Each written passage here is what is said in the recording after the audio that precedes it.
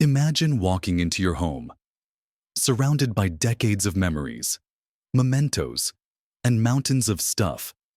Does the thought of tackling it feel overwhelming? A monumental task you keep putting off? Perhaps you look at certain corners, certain cupboards, and feel a little sigh escape, a quiet dread about what happens to all of it. Eventually, it's a painful reality for many of us as we approach our later years. The sheer volume of our accumulated possessions can become a burden, not a comfort.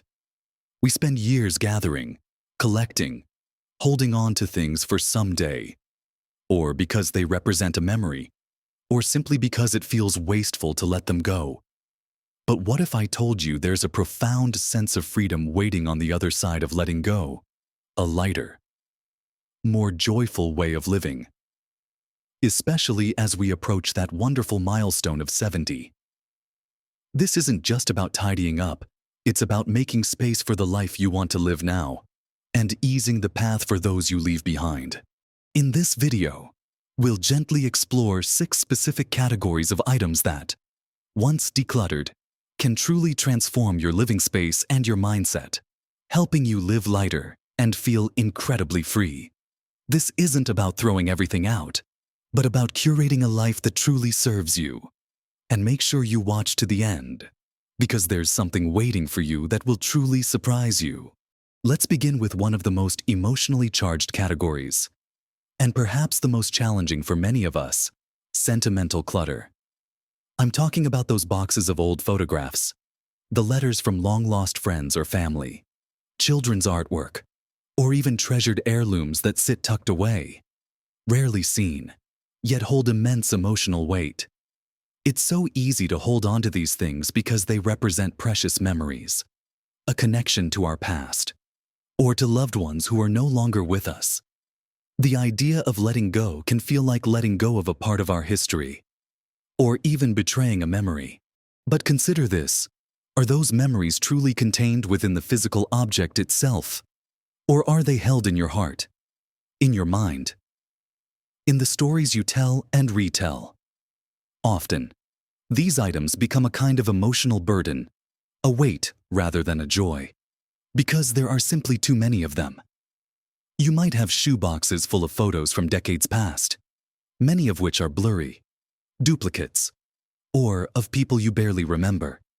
You might have stacks of cards and letters, or keepsakes from events that, while special, aren't defining moments anymore. The secret here isn't to purge everything, but to curate with intention. Start by setting aside dedicated time, perhaps an hour or two, to go through just one box or one album. As you pick up each item, ask yourself, does this spark a strong, vivid, positive memory? Does it truly represent a significant part of my life? A story I want to pass on, or a person I deeply cherish? For photographs, consider digitizing them. There are services that can scan entire collections, preserving them digitally and making them accessible without taking up physical space. You can create digital albums that are easy to share with family, ensuring those memories live on in a new, lighter format. For physical photos you absolutely want to keep, perhaps choose just 1 or 2 from each event or era that truly capture the essence, and create a special, smaller album with letters and cards. Think about the message, not necessarily the paper. If a letter holds a particularly profound or beautiful sentiment, you could transcribe it into a digital document, or even just keep a small, select handful that you genuinely reread and cherish. For children's artwork, take photos of it, create a digital collage, or choose just 1 or 2 pieces from each child or grandchild that are truly masterpieces in your eyes. The goal is to distill the essence of the memory, not to retain every single physical artifact. When you've curated your special pieces, perhaps store them in one beautiful, designated memory box, rather than scattered through countless containers. This makes them easier to access, easier to appreciate, and easier for your loved ones to manage should they ever need to. You're not erasing history. You're honoring it in a more meaningful way. Moving on from those tender treasures, let's talk about something that often overflows our wardrobes: unused clothing and accessories. Think about your closet, your drawers, the back of your shelves. How many items are there that haven't seen the light of day in a year, 2 years, 5? We all have those pieces. The dress we bought for a special occasion and never wore again. The shoes that looked great but pinch our toes. The jacket that's too good to wear. Or the clothes from a previous size or lifestyle. They sit there, taking up valuable space, often making it harder to find the clothes we actually love and wear. They can even make us feel a subtle sense of guilt or obligation every time we see them. This isn't about being minimalist. It's about being practical and comfortable in your own skin. As we get older, our bodies change, our lifestyles evolve, and our sense of style often becomes more refined, focusing on comfort and what genuinely makes us feel good. Those high heels might not be practical anymore. That itchy sweater might never get worn. And that trendy top might just not be you anymore. Here's a gentle approach. Pull everything out of your wardrobe and drawers. Yes, everything. It sounds daunting, but seeing it all at once can be incredibly illuminating. Then, create 3 piles: keep, donate, sell, and discard. For the keep pile, only select items that you genuinely love, that fit well, that are comfortable, and that you've worn in the last year or would genuinely wear in the next few months. For seasonal items, if an item doesn't fit, if it's damaged beyond repair, if it's uncomfortable, or if it just doesn't make you feel good when you wear it, it belongs in the donate, sell, or discard pile. Be honest with yourself. That item you're holding on to just because it was expensive, but you never wear it. Let it go. Someone else can enjoy it. For accessories, handbags, scarves, jewelry, apply the same principle. Do you use it? Does it bring you joy? Does it complete an outfit? If not, it's clutter. Think about the joy of having a wardrobe where every single item is something you genuinely love to wear. That fits perfectly and makes you feel confident and comfortable. Imagine opening your closet and seeing only clothes that serve you now. It reduces decision fatigue, makes getting dressed a pleasure, and frees up so much physical and mental space. You'll be amazed at how much lighter you feel when your wardrobe reflects your current self, not a past version or a hypothetical future one. Now that we've discussed clearing out those precious memories and making room in your wardrobe, let's move on to something a bit more mundane, but equally impactful when it comes to decluttering. So often, the mundane can be the most overwhelming. Let's talk about that mountain of paperwork that seems to accumulate: endlessly old bills, bank statements, expired warranties, instruction manuals for appliances you no longer own, insurance policies from years ago, and endless bits of important paper for many of us. The thought of sorting through it is enough to make us put it off indefinitely. We worry about accidentally throwing something out we might need, or we just don't know what to keep and what to shred.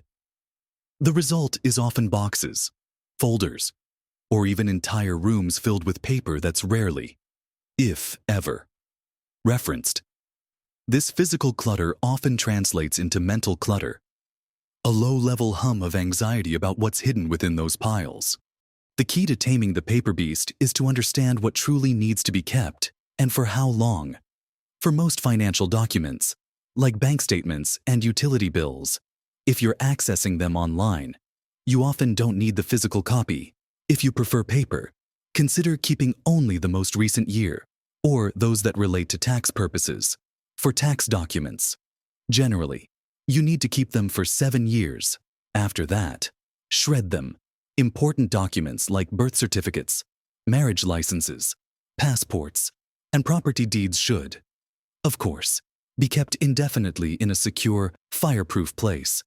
But these are usually just a few items, not a mountain. Start by creating a simple system. Get a shredder. A crosscut shredder is best for security. Create a clearly labeled filing system. Whether it's a physical filing cabinet or digital folders on your computer, when a piece of mail comes in, deal with it immediately. Is it junk mail? Recycle it. Is it an advertisement? Toss it. Is it a bill? Pay it.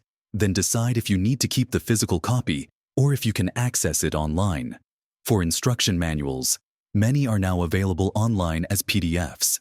If you don't use the item frequently, consider ditching the paper version and bookmarking the digital one. The goal is to move towards a paper-light system. Opt for electronic statements from your bank, credit card companies, and utility providers whenever possible. This instantly cuts down on incoming paper. If you have stacks of old documents, dedicate a set amount of time each week, perhaps an hour, to sort through them. Don't try to do it all at once. You'll burn out. Go through one pile, one drawer, or one box at a time. Ask yourself, do I legally need to keep this? Does it have current financial implications? Is it absolutely irreplaceable? If the answer is no to all of these, shred it or recycle it. You'll be amazed at the feeling of relief and control when you conquer the paper clutter.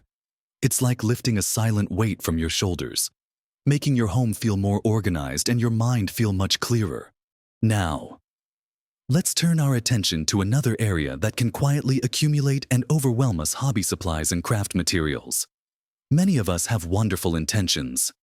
We pick up a new hobby: knitting, painting, pottery, scrapbooking, woodworking, you name it. Invest in supplies, perhaps even complete a project or two. And then life gets in the way, or our interests shift. And what happens to all those half-finished projects? The extra yarn, the tubes of paint, the specialized tools, the bolts of fabric, or the bags of beads. They sit there. They take up space in cupboards, in spare rooms, in garages, often for years. They become a silent testament to unfulfilled ambitions, or a reminder of money spent on something that no longer sparks joy. This isn't to say you should abandon all hobbies. Hobbies are vital for our well-being and engagement, but it's important to be realistic about what you truly enjoy and what you actually have time for. Is that half-finished quilt going to get done? Is that pottery wheel you bought 5 years ago going to be used again? Are you still passionate about the intricate art of calligraphy? Or has your interest truly moved on? Approach your hobby supplies with an honest eye. If you have multiple hobbies, perhaps focus on just one or two that genuinely bring you the most pleasure and satisfaction right now. For the supplies related to hobbies you no longer actively pursue, consider donating them to a local community center, a school art department, or a charity shop that takes craft supplies. Many people would be thrilled to give them a second life. If you have expensive tools or materials, you might be able to sell them online or at a local craft fair. For the hobbies you do want to continue, organize your supplies. This might involve clear storage bins, dedicated shelving, or tackle boxes for smaller items. Knowing exactly what you have and where it is can make a huge difference in actually engaging with your hobby. Get rid of dried-up paints, broken tools, or materials that are past their prime. Don't let guilt about money spent dictate what you keep. The money is already spent. Holding on to unused items doesn't bring that money back. It just creates clutter and stress. Free yourself from the obligation. Imagine having a dedicated space for your creative pursuits that is clean, organized, and inspiring, rather than a jumbled mess that makes starting a project feel overwhelming. This space should invite creativity, not stifle it. Next, we'll dive into a couple more categories that are often overlooked but can make a huge difference in feeling lighter. Now, let's open up those kitchen cupboards and drawers. We often accumulate so much in the heart of our homes: duplicate items, specialty gadgets used once or twice, chipped mugs, mismatched containers without lids, and inherited pieces that we don't actually use. Think about that extra set of mixing bowls, the bread maker that hasn't seen dough in a decade, the 3 potato mashers, or the single-purpose onion chopper that takes up a whole drawer.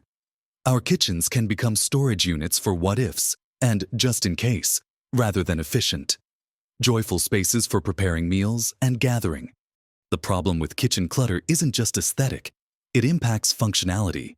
When drawers are overflowing and cupboards are jammed, finding what you need becomes a chore. Cooking feels less enjoyable, and valuable counter space gets swallowed up. It can even lead to unnecessary purchases because you can't find the item you already own. Here's a simple way to approach it. Start with one cupboard or one drawer. Pull everything out for each item. Ask yourself, have I used this in the last year? Do I use it regularly? Do I have another item that serves the exact same purpose just as well? Or better, is it broken, chipped, or missing parts? Be ruthless, but realistic. If you have 4 spatulas and only ever use 2, let the others go. If you have a gadget that promises to make life easier but just sits in the back of the cupboard, taking up space, it's time to release it. Many charity shops welcome donations of clean, functional kitchenware. Focus on having good quality, multi-purpose items that you truly enjoy using. Imagine a kitchen where everything has its place, where opening a drawer doesn't result in an avalanche, and where preparing a meal feels calm and efficient. This isn't about getting rid of things you truly love or use for entertaining. It's about freeing up space and mental energy from items that are just sitting there, gathering dust and serving no real purpose in your current life. A decluttered kitchen can inspire more cooking, more connection, and more joy in your home. Finally, let's tackle 2 often hidden areas of clutter that can pose a risk and just take up unnecessary space: old medicines and toiletries. Most of us have a medicine cabinet or a bathroom drawer filled with expired prescriptions, over-the-counter remedies we no longer need, half-empty bottles of lotions and shampoos, dried-up nail polish, and ancient makeup. These items aren't just clutter. Expired medications can be ineffective or even harmful, and old beauty products can harbor bacteria. Take everything out of your medicine cabinet, bathroom drawers, and any other spots where you store these items. Check expiration dates on all medications, vitamins, and supplements. If it's expired, it needs to go. Do not flush medications down the toilet or throw them directly in the trash, as they can contaminate water sources. Many pharmacies offer take-back programs for expired or unused medications, or your local council website might provide guidance on safe disposal. This is incredibly important for environmental and safety reasons. For toiletries and beauty products, check the consistency and smell. If a lotion has separated, a shampoo smells off, or makeup has passed its recommended usage time, look for a small open jar symbol with a number inside, indicating months after opening. It's time to discard it. Keep only the products you actively use and enjoy. Get rid of those half-empty bottles of samples you never liked, the dried-out tubes of hand cream, or the hair products that didn't work for you. Organize what you keep so it's easy to see and access, perhaps using small bins or drawer dividers. Think of the peace of mind knowing that your medicine cabinet only contains current, safe medications you actually need, and your bathroom is free from overflowing bottles and forgotten samples. It's a small area, but decluttering it brings a tangible sense of order and safety to your daily routine.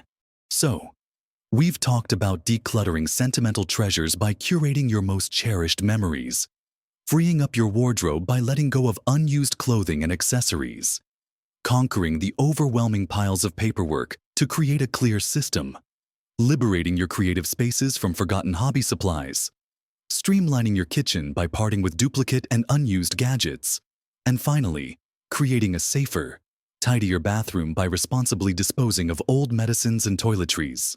Remember, this journey of decluttering isn't about deprivation or getting rid of everything you own.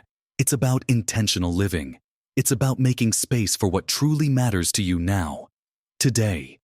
As you embrace this vibrant stage of life, it's about creating a home that feels like a sanctuary, not a storage unit, and a future that feels lighter, less burdened by the weight of things. Small changes, one drawer, one cupboard, one box at a time, can lead to monumental shifts in how you feel in your own home and within yourself. You don't have to do it all at once. Even 10 minutes a day can make a difference. Every item you thoughtfully release is a breath of fresh air, a step towards a more peaceful and free existence. I truly hope this conversation has sparked some ideas and given you the gentle nudge you might have needed to begin this incredibly rewarding journey. I'd love to hear about your own decluttering experiences, or perhaps the one category you find most challenging. Please share your thoughts and stories in the comments below. Your insights can inspire so many others in our community. If you found this video helpful and encouraging, please give it a like. It really helps our channel grow and reach more people who could benefit from this message. And if you haven't already, consider subscribing for more content designed to help you live your best life at every age. Thank you for joining me today on this path to living lighter and feeling truly free. You deserve to live your best life, full of joy and ease, at every age.